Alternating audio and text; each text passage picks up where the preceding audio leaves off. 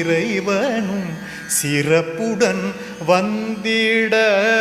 தன் திருக்கரத்தாலே திருமகள் தொழுமாலே தங்கையின் மலர்கரத்தை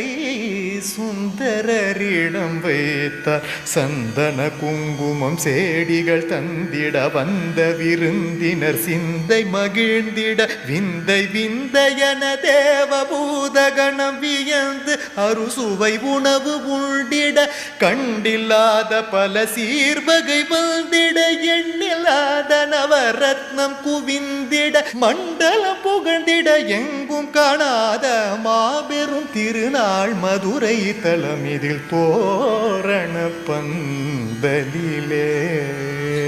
பாண்டிய தோகை கயல் விழியுங்கள் யானவை பவமாம்